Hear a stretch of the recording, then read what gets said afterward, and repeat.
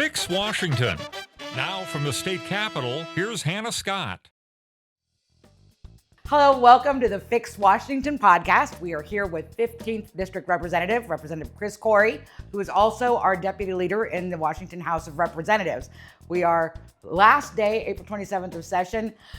How would you describe this session? Well, this has been the longest long session I've ever had here in my time. I think it's been tiring for a lot of the Washingtonians that have been following along with us.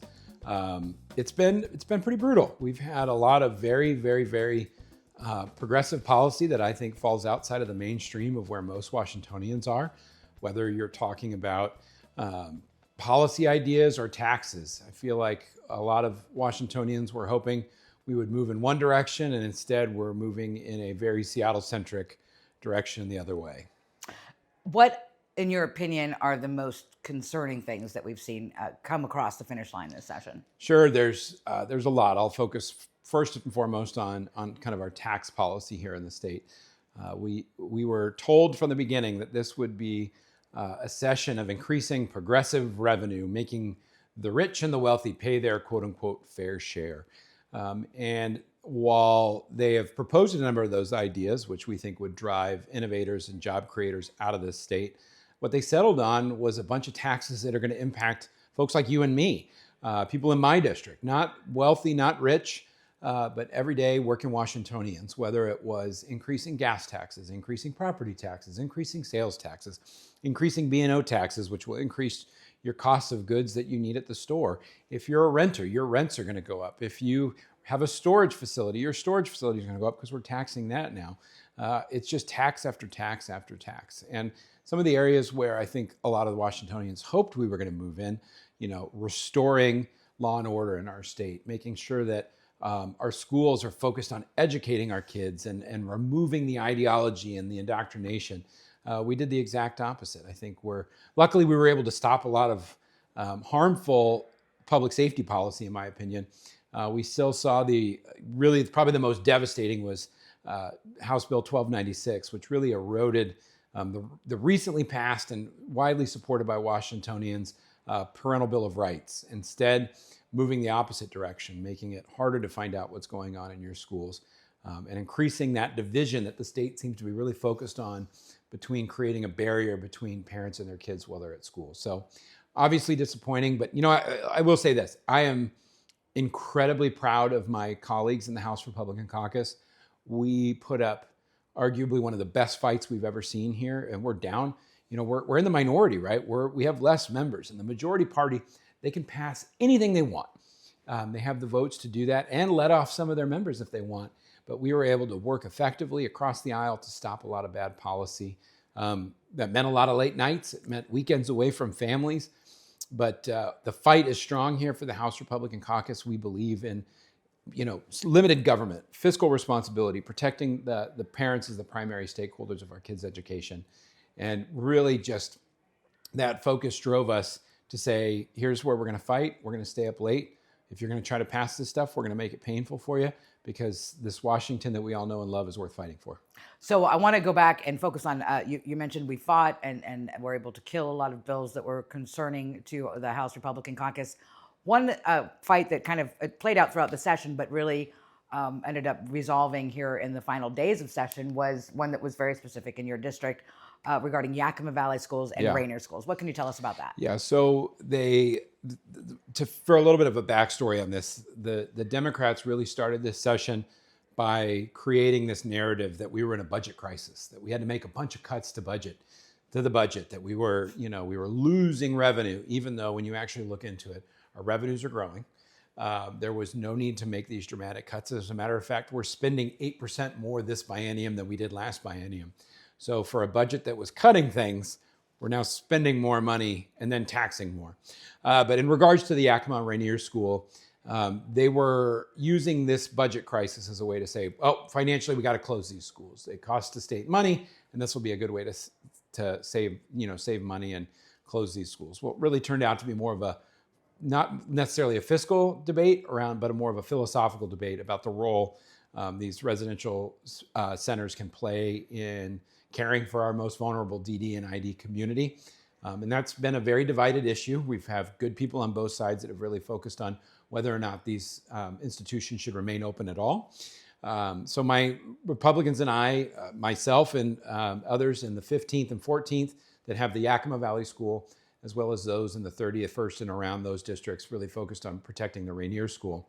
It got down to the wire, and it was we had saved the Yakima School, but Rainier was essentially on the chopping block. And the real problem, the real concern that we talked about was that there was no plan in place for these kids. There was no pathway for, and I shouldn't say kids, they're adults, for transitioning these residents in a manner that would keep them safe.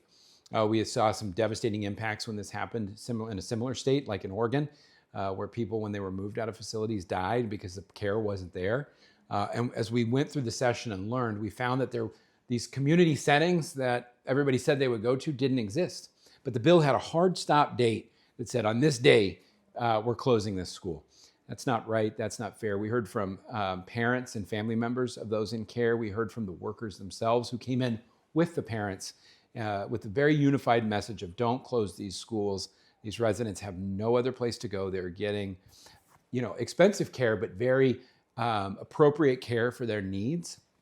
And so this is one of those areas where I wish more bills were like this, where the Democrats came to us and said, all right, what are we going to do? How are we going to solve this problem? And we spent a good three or 4 days in the last days of session really hammering out a plan that would meet and satisfy our concerns and potentially provide some guardrails and concerns for those who don't want to see the continued operation of the school. And so what came out of it was a largely bipartisan bill that both provided an off-ramp for those who wanted to transition into a different care setting, but also protected the option for the family members who had loved ones there that wanted to stay, the ability to stay.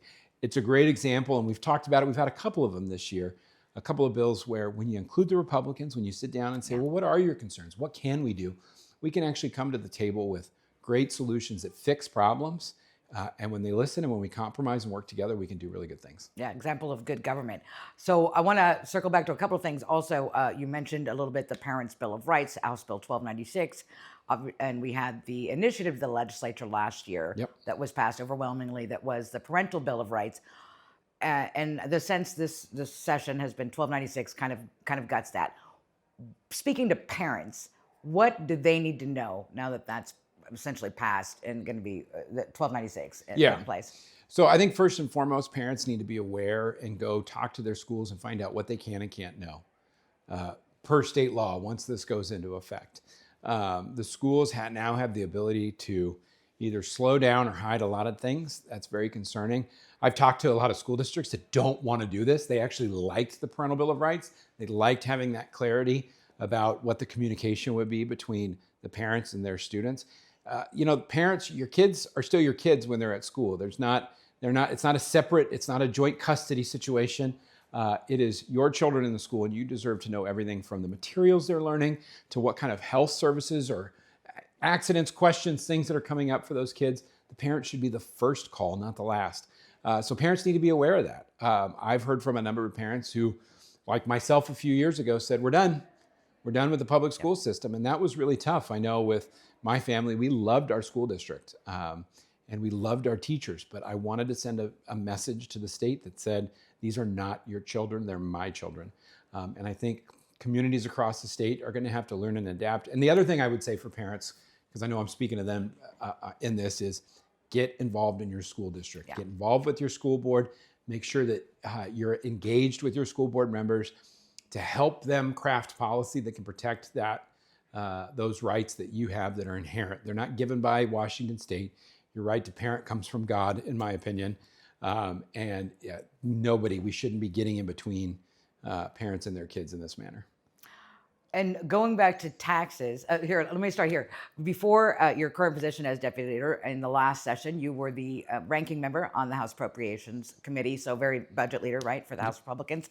Not a lot of involvement for Republicans in that operating budget thing. But you mentioned this budget that we just passed is growing, is it 8%? 8%. when we had so many cuts, and we've heard a lot about cutting, making some hard choices and things like that. So based on what we ended up doing in this budget, did you see some hard choices made here? I saw some poor choices made. I think we prioritized a lot more national political things in our budget. We spent a lot more money on supporting illegal immigrants with healthcare and other services, while cutting a lot of services to like maternal care and others for Washington citizens and residents.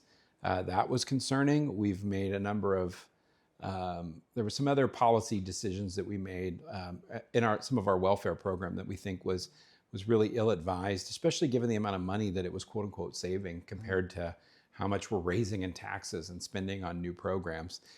That's been the frustrating part. There's Representative Couture, who's the new ranking. What did he say on the floor? In the floor passage of the bill, he said this budget prioritizes politicians, bureaucrats, and criminals. And while that sounds very hyperbolic, when you dig into the details, it kind of makes sense, right? I think most people have to live within their means, right? They have a budget. I know my wife and I are that way. We have to stick within a budget, and I think they expect that their representatives in Olympia will do the same. And instead, what we're doing is just turning around and saying, we're going to spend more money. We're going to claim we're in a budget crisis, but we're going to, on net, spend a lot more money and raise taxes to do it. There was the former governor, when he left, agreed to a $4 billion raise for state workers right before having to announce these cuts. And that put us in a pretty untenable spot. And I think that the wrong decision was made. I think that we have really, well-paid public employees, and given the budget situation, now is not the time for a huge increase that I know the private sector isn't seeing. People have kind of that old notion that people who work in state government are, they may not get paid as much as the private sector, but they've got better benefits and they have a pension, so that makes up for it. Well, the latest data shows us in 38 out of 39 Washington counties, the highest paid employees are state employees. The only county that it's not is King County, and it's not even by that much. Yeah. They're not even that far behind. And you can, you imagine what goes on in King County. So while that is not a knock on the work our state workers do, I think they are incredibly valuable. I think that we need to recognize that now may not be the best time for huge raises, while most people in Washington state are struggling to make the ends meet. I'm going to ask you to pull out like your crystal ball here, based on the taxes and the things that we've seen passed as far as the operating budget go. And I know there was some really big taxes passed for again, like restaurants, right? Like liquor license fees and all of these things. 5 years from now, what's the impact, do you think, on your average Washingtonian? So 2 points to this. First and foremost, we didn't actually solve our budget problem. We're spending more money. This is my 7th session, and this is the 7th year in a row we're spending more money than we're taking in. So this problem we have now will be even worse down the road. The first 6 years I was here, they overspent through various gimmicks and sweeping of funds and moving money about 8.9 billion more. If I get that number right, I'm maybe off by like a couple points, couple decimal points, not the full give or points. take. Yeah, give or take. We are not structurally solving anything. So this quote unquote problem we have now, it's going to continue. It'll roll. So 5 years from now, what are people going to see?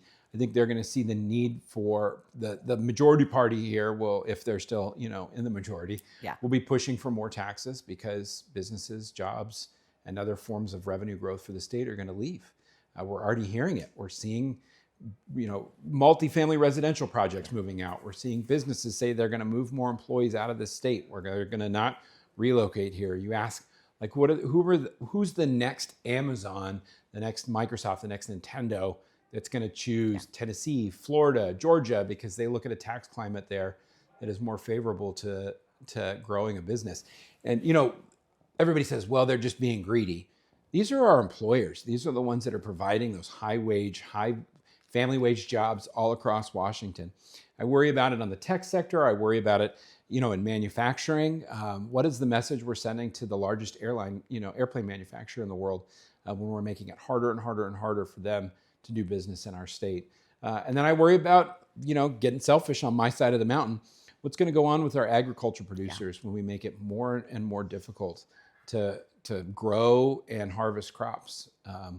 That's a direct impact to Washington residents. That means higher food prices because we're importing more food. It means if you're importing stuff from overseas, probably less food safety standards that we have here. The quality is not as good, and frankly, we're moving a way of life that is integral to Central and Eastern Washington. So just a few more questions. I want to hit some of the big issues, right? We've talked about a catalog of crisis that we've had in Washington State. Some of the big ones there. Housing. What do you think? Any progress anywhere on housing this session? There were some minor things around the outside that we may have improved a little bit around some lot splitting and some zoning stuff, but we're still not addressing the core issue of the Growth Management Act.